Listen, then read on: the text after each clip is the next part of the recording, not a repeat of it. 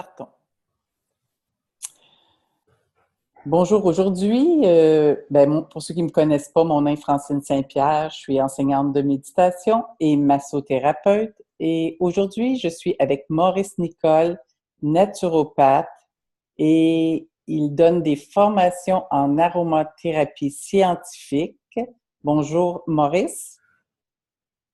Bonjour, Francine.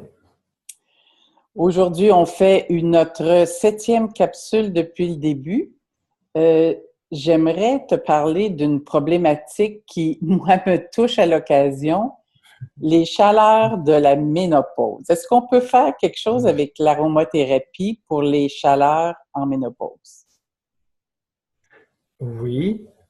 Par contre, on doit dire que dans le cas de ce genre de problème-là, on peut avoir besoin, avant toute chose, de certains suppléments alimentaires, d'accord? Je ne rentrerai pas là, ou de plantes médicinales. Mais dans le cas de l'aromathérapie, on va dire seul, 75% des problèmes, on va dire, endocriniens peuvent être améliorés grâce aux huiles essentielles, d'accord? Fait que si on parle de ce problème-là spécifique, il y a des huiles essentielles qui ont des propriétés endocrino-régulatrices. Donc, j'insiste là-dessus, les huiles essentielles, souvent, ont ce pouvoir-là de réguler, d'harmoniser.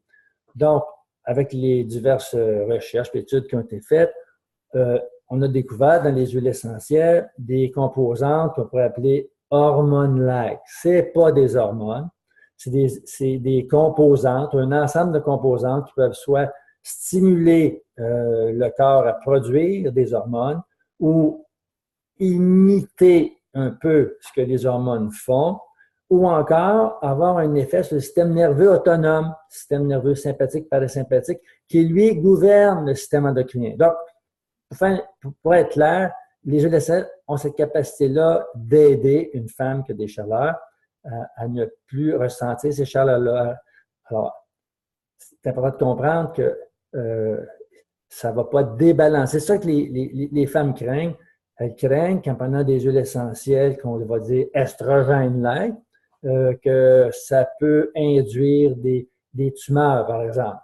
Alors, moi, je les rassure tout de suite. Si on prend une femme qui aurait des fibromes, je prends ça comme exemple, alors si son médecin lui prescrivait des hormones, ben, il y aurait un problème, des oestrogènes, pardon, pour être plus précis, ben, son fibrome risquerait d'augmenter, ce qui n'arrivera pas avec des huiles essentielles qu'on dit estrogènes-like. Au contraire, le fibrome va se stabiliser ou va perdre du volume, d'accord?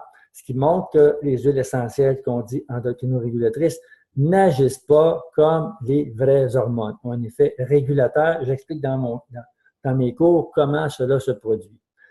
Alors, je vais vous donner une anecdote. Il y a de nombreuses années, j'étais au tout début de ma pratique en aromathérapie. Il y a une dame qui vient me voir justement ce problème de chaleur-là, parce que la plupart du temps, les dames, les femmes vont venir me voir quand les chaleurs sont là et non pas avant. Parce que l'idéal serait de commencer avant que les symptômes apparaissent. Mais en tout cas, donc la dame se présente et puis je lui suggère des huiles essentielles, je lui explique comment les utiliser. Puis je n'entends pas parler pendant 2-3 mois. Elle me revient au bout de cette période-là, presque en panique. Elle me dit, Maurice, il faut que je vous explique ce qui s'est passé.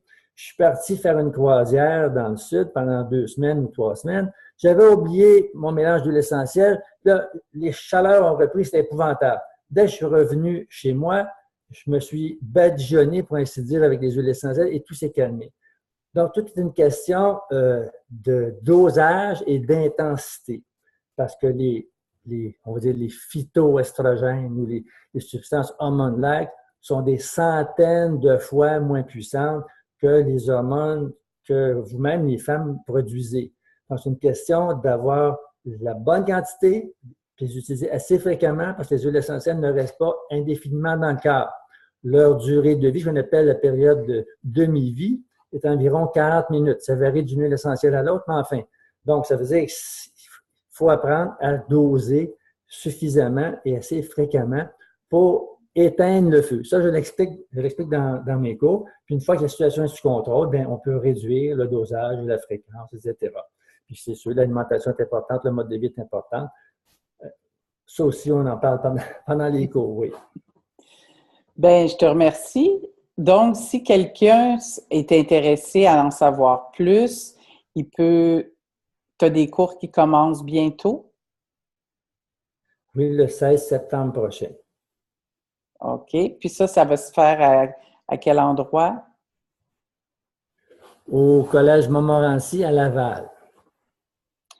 D'accord. Fait que je te remercie pour l'information et je vais mettre toutes les informations pour ceux qui voudraient en savoir plus ou qui voudraient s'inscrire à ta formation en aromathérapie. Je vais le mettre sous la publication.